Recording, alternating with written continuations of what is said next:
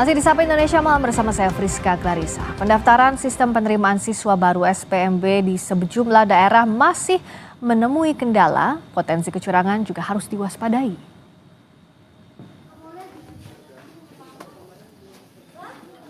Pendaftaran sistem penerimaan murid baru atau SPMB resmi dibuka sejak Senin lalu masih mengalami kendala. Di Pandeglang, Banten, orang tua siswa mengeluh kesulitan mengakses website pendaftaran di laman spmbbantenprof.co.id. Gangguan pada situs resmi ini membuat proses pendaftaran terhambat dan menimbulkan keresahan di kalangan pendaftar, khususnya orang tua siswa. Login saya untuk pendaftaran SPMB itu, untuk servernya sangat sulit loginnya untuk masuk ke SPMB-nya. Oh, kemarin tuh Pak ya? Iya. Nah, kalau untuk sekarang nih Pak? Untuk saya alhamdulillah ada masih bisa dibantu sama pihak pendaftar. Sistem penerimaan baru atau SPMB, SMA, dan SMK negeri di kota Surabaya dikeluhkan orang tua siswa. Wali murid antri sejak dini hari untuk mendapatkan PIN pendaftaran SPMB. Di Blora, sejumlah calon siswa baru mendatangi posko pelayanan penerimaan siswa baru di SMA 1 Blora. Mereka langsung datang ke posko karena kesulitan untuk mendaftar secara daring. Penggantian sandi, soalnya waktu itu sandi saya salah. Dari mana, Dek? Dari SMP Negeri 1 Blora. Daftar ini masuknya apa? Masuk jalur domisili. Tadi gimana pelayanannya? Pelayanannya bagus banget, operatornya ramah. Ombudsman Jawa Barat menyebut ragam masalah dan kecurangan yang berpotensi terjadi dalam SPMB 2025. Masalah antara lain terkait kesulitan menginput data pendaftaran. Ombudsman juga menyebut perlu mewaspadai adanya pendaftaran titipan pejabat melalui surat aspirasi dan juga kecurangan jual beli kursi. Pengamat pendidikan Ubaid Matraji menyebut untuk mencegah kecurangan dalam proses SPMB maka pemerintah daerah harus transparan. Di semua pemerintah daerah, tidak ada satupun pemerintah daerah yang mengumumkan berapa calon murid yang akan mendaftar di SD. Siapa saja calon murid yang akan mendaftar di jenjang SMP, siapa saja dan di mana saja, peta persebarannya bagaimana anak-anak yang ingin mendaftar di jenjang SMA misalnya. Itu nggak pernah dilakukan oleh pemerintah daerah. SPMB merupakan kebijakan baru untuk mengatasi masalah dalam diskriminasi dan manipulasi data dalam penerimaan peserta didik di tahun ajaran baru. Karena itu pemerintah dan pihak sekolah harus benar-benar berkomitmen melaksanakannya agar semua siswa memiliki akses setara ke pendidikan. Tim Liputan Kompas TV. Kebijakan SPMB diharapkan dapat menyelesaikan masalah yang pernah terjadi pada pelaksanaan penerimaan peserta didik baru tahun lalu. Bagaimana agar SPMB bisa terselenggara dengan maksimal? Kita akan bahas bersama Wakil Ketua Komisi 10 DPR, fraksi Partai Kebangkitan Bangsa, lalu Hadrian Irvani, dan juga pengamat pendidikan Doni Kusuma. Selamat malam, Pak Lalu, Selamat juga malam, Pak Mbak Doni. Priska. Selamat malam, Mbak Priska. Assalamualaikum. Waalaikumsalam warahmatullahi wabarakatuh. Saya ke Pak Lalu dulu. Sejauh ini apa saja laporan soal permasalahan SPMB yang sudah diinventarisasi DPR? Tadi di liputan misalnya ada soal koneksi jadi masalah, lalu juga pada saat diaksesnya sulit. Ini kan bukan kali pertama ya, sudah ganti sistem masih ada kendala yang sama. Bagaimana DPR melihat ini? Baik Mbak Priska, jadi informasi terbaru yang kami terima di Komisi 10, ada beberapa kendala memang terkait dengan pelaksanaan SPMB ini, antara lain pertama adanya pungli ya. Ini masih kita telusuri benar atau tidak terjadi di beberapa daerah, tapi yang sudah terang-terangan ada di Jawa Barat.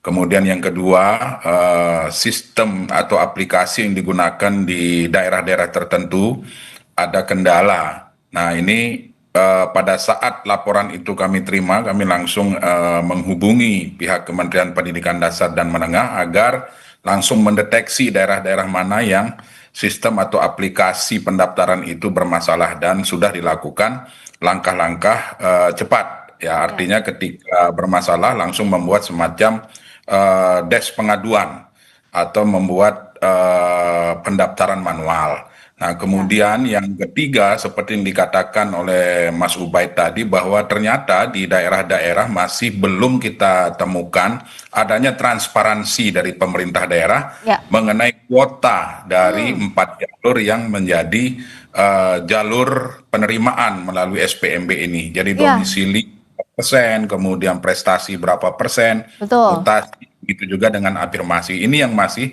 belum tersosialisasikan dengan baik. Kemudian yang menjadi persyaratan di masing-masing jalur tersebut, sampai dengan hari ini banyak orang tua murid juga masih kebingungan. Nah, karena di daerah juga belum tersosialisasikan dengan baik sesuai dengan Permendikdasmen nomor 3 tahun 2025. Ya. Nah, melalui kesempatan ini saya berharap dan memberikan saran kepada seluruh pemerintah daerah untuk melaksanakan pendaftaran melalui SPMB ini mengacu kepada Permendikdasmen nomor 3 tahun 2025. Ya. Di situ syaratnya jelas, persentasenya jelas, kemudian walaupun eksekutornya adalah pemerintah daerah, maka kerjasama pemerintah daerah dan pemerintah pusat ini harus betul-betul dilaksanakan. Mas Lalu, ini saya tanya soal ini. Kalau soal kendala akses itu bisa diperbaiki, kendala teknis bisa segera. Tapi soal transparansi, ini kan jadi kendala dari waktu ke waktu. Orang tua yang tidak punya akses, nggak punya ordal, kasarnya seperti itu, dakdikduk. Karena gimana bisa begitu masuk ke satu sekolah sementara tidak transparan kuotanya seperti apa. Nah, DPR untuk masalah ini bagaimana jalurnya orang tua kalau mengadu kemana dan bagaimana pengawasannya? Ada beberapa langkah yang sudah kami sarankan kepada Kementerian Pendidikan Dasar dan Menengah. Pertama, kami meminta Kemendikdasmen untuk membuat semacam des pengaduan atau des SPMB lah namanya di tingkat pusat. Kemudian yang kedua, di pemerintah daerah harus juga melibatkan seluruh stakeholder pendidikan. Pengawasan tidak hanya bisa dilakukan oleh orang tua murid, tetapi lembaga seperti DPRD di tingkat kabupaten maupun provinsi, kami menyarankan juga ikut melakukan pengawasan terhadap transparansi dari SPMB ini. Kami di DPR RI itu juga sedang melakukan pengawasan. Nah, apalagi hari ini kami dalam masa reses, maka teman-teman di DPR, khususnya Komisi 10, turun ke dapil masing-masing, sedang melakukan pengawasan terhadap pelaksanaan SPMB ini. Nah, hal-hal yang menjadi kendala-kendala tadi yang saya sampaikan merupakan inputan atau masukan dari dan temuan-temuan dari teman-teman Komisi 10 di lapangan. Ya. Tentu harapannya pengawasan ini harus lebih ketat, harus libatkan ombudsman bila perlu, libatkan APH, agar betul-betul transparansi yang kita inginkan dari berubah nama PPDB menjadi SPMB ini bisa betul-betul terwujud. Nah, kalau dari Pak Doni, ada tadi keluhannya server SPMB di beberapa daerah, salah satunya Jabar, mengalami gangguan. Harus seperti apa ini? Termasuk juga soal transparansi. Apa sih sebenarnya yang jadi kendala tahun ke tahun soal ini, Pak Doni, dan realnya harusnya seperti apa? Ya, terkait dengan digitalisasi ya proses pendaftarannya, karena ini juga sebenarnya menjadi celah karena seringkali yang menjadi modus adalah pada saat awal laman daringnya bisa terbuka, lalu kemudian masyarakat menginput, tetapi nanti pada saat proses tengah jalan tiba-tiba servernya mati. Tetapi yang sekarang ini terjadi kan bahkan mereka mau nginput saja sulit gitu ya. Karena kalau sudah nginput selesai, seringkali nanti di tengah jalan mati.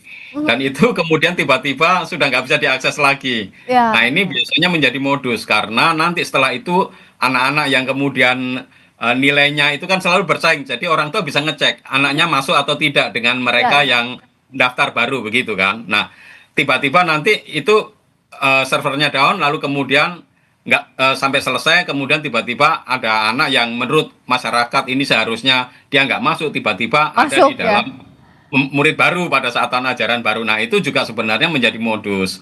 Maka sebenarnya ya masyarakat dan publik harusnya mengawal ini. Saya rasa kalau ada jaringan internet dan lain-lain harusnya tetap terbuka, tidak boleh ada semacam sampai server down seperti itu.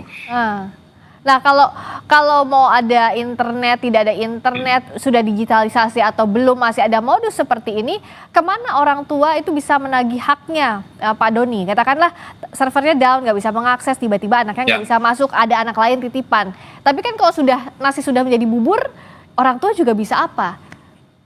Ya, justru karena itu orang tua itu kan sebenarnya punya hak, apalagi terutama untuk pendidikan dasar ya Mbak ya, dari Ya, SD dan SMP. Apalagi sudah ada keputusan Mahkamah Konstitusi ya, yang mengingatkan bahwa pemerintah daerah harus membiayai seperti itu. Karena kalau ada anak-anak yang tidak bisa masuk ke sekolah negeri, tetapi karena kuotanya itu terbatas, tadi Pak Lalu juga menyebutkan ya bahwa di dalam Juknis dari Permendikdasmen nomor 3 tahun 2025 itu ya. pasal 33.3 ayat poin nomor C itu kan disebutkan pemerintah daerah membuat Juknis kuota sekolah negeri. Ya, Tetapi ini kan masyarakat nggak ngerti seberapa kuotanya. ya. Tetapi di kementerian sendiri sebenarnya sudah dikunci. Kalau mereka sudah melaporkan, Dapodiknya sudah dikunci sehingga tidak memungkinkan mereka bisa menambah murid baru seperti di masa lalu. Ini saya rasa sebuah kemajuan di dalam sistem ya. Ya, ya. Di dalam Permendikdasmen ini sudah cukup bagus, terutama mengatur juga domisili, bagaimana nanti untuk mengakali orang tua yang kemudian kakaknya di satu kakak itu ada banyak keluarga, itu kan sudah diatur di Permendikdasmen ini, sehingga relatif secara aturan memperkecil kemungkinan-kemungkinan mereka untuk melakukan manipulasi terkait data-data kependudukan. Nah, Jadi ini sebuah kemajuan dan memang benar kata Pak Lalu, sebaiknya pemerintah daerah itu taat pada Permendikdasmen ini. iya. Karena juknisnya sudah cukup detail dan jelas terkait dengan 4 jalur itu. Domisili, prestasi, afirmasi, dan mutasi. Itu sudah cukup jelas. Ya, juknisnya kan sudah jelas. Tadi juga Pak Lalu Ya. bilang ya ada posko semestinya SPMB. Tapi dalam waktu seperti ini dengan sosialisasi yang kurang, apa yang bisa dilakukan? Bagaimana misalnya anggota DPR menjemput bola agar tahu masyarakat tuh harus kemana ngadunya, Pak Lalu? Ya, ini kan memang sistem baru jadi butuh adaptasi. Saya berkali-kali menyampaikan di beberapa kesempatan kepada Kementerian Pendidikan Dasar dan Menengah agar segera melakukan sosialisasi baik kepada orang tua, kemudian seluruh pemangku kebijakan pendidikan yang ada di daerah masing-masing. Ya. Nah, tetapi dengan adanya kendala-kendala teknis di lapangan hari ini, melalui kesempatan ini juga saya meminta kepada daerah-daerah kita, bahkan di seluruh Indonesia, untuk segera beradaptasi, segera kembali ke Juklak Juknis yang sudah ditetapkan pemerintah pusat melalui Permendikdasmen nomor 3 tahun 2025. Kemudian libatkan seluruh pemangku kebijakan. Nah, pengawasan saya berharap DPRD Kabupaten Kota maupun DPRD Provinsi untuk betul-betul aktif melakukan pengawasan terhadap SPMB ini. Mari kita ciptakan iklim yang sejuk, iklim yang tenang dalam penerimaan siswa baru kita tahun ini. Jangan sampai terulang lagi hal-hal yang menjadi persoalan di tahun-tahun sebelumnya. Ya. Seperti itu. Ya, kalau dari Pak Doni, selain tadi masalah transparansi penerimaan ketimpangan mutu sekolah ini juga kan jadi problem dari tahun ke tahun. Nah, apa sebenarnya yang harus diperbaiki? Jangan sampai numpuk di satu sekolah favorit begitu, tapi yang lainnya kurang muridnya. Baik itu negeri maupun swasta ya dalam hal ini. Iya, terkait dengan sekolah favorit, itu kan pemerintah juga tidak bisa apa-apa ya, karena paradigma konsep sekolah favorit itu kan yang memberikan masyarakat, dan masyarakat itu melihatnya dari layanan pendidikan yang diterima. Tidak berarti bahwa sekolah negeri itu selalu favorit loh, karena di beberapa tempat misalkan di Jawa Timur beberapa tahun yang lalu di PPDB itu banyak yang nggak mau masuk ke sekolah negeri itu karena sarana prasarananya kurang, lalu kualitasnya juga kurang begitu bagus, malah kalah dengan sekolah swasta, sehingga mereka tetap memilih menyekolahkan anak di sekolah swasta. Jadi masalah ketimpangan kualitas ini memang harus menjadi perhatian pokok pemerintah dan pemerintah daerah untuk meningkatkan kualitas. Yang penting layanan pendidikan bagi anak-anak, terutama untuk pendidikan dasar itu ada. Yang menjadi masalah kan keterbatasan kuota SMP itu. SMP negeri itu lulusan SD-nya kan lebih banyak daripada kuota sekolah negeri. Mereka seharusnya tetap bersekolah di sekolah yang menjadi mitra pemerintah. Maka pemerintah dihadapkan bekerja sama dengan sekolah-sekolah swasta yang kemudian sudah diteliti memiliki standar nasional pendidikan yang bagus, sehingga anak-anak yang tidak tertampung di sekolah negeri ini dapat memilih sekolah di sekolah swasta. Dan pemerintah harus membiayainya. Karena itu untuk PPDB ini harusnya sudah jauh hari sebelumnya sehingga bisa dibahas di DPRD, penganggarannya. Karena jumlah siswa dan kuota yang tidak tertampung di sekolah negeri itu sudah bisa diprediksi. Bahkan 5 tahun sebelumnya sudah ada jumlah-jumlahnya itu. Sehingga tidak ada alasan pemerintah daerah tidak memberikan pembiayaan. Apalagi ini sudah ada keputusan dari Mahkamah Konstitusi terkait pendidikan dasar yang dibiayai oleh negara sesuai dengan amanat konstitusi. Memang ada banyak pekerjaan rumah, tapi setidaknya untuk SPMB ini diharapkan bisa berjalan transparan. Tadi seperti Pak Lalu dan Pak Doni bilang, juga ada perbaikan kualitas dari tahun ke tahunnya, agar orang tua tidak selalu was-was kalau mau SPMB ada, dan juga kualitas pendidikan dan hak pendidikan bisa diterima dengan baik oleh setiap warga negara tanpa kecuali. Terima kasih banyak Wakil Ketua Komisi 10 DPR fraksi Partai Kebangkitan Bangsa, Pak Lalu Hadrian Irvani, juga pengamat pendidikan Pak Doni Kusuma. Selamat malam, sampai ketemu lagi. Selamat malam, terima kasih Pak Lalu. Berikutnya saudara, kami kembali dengan informasi lainnya. Perang Iran-Israel.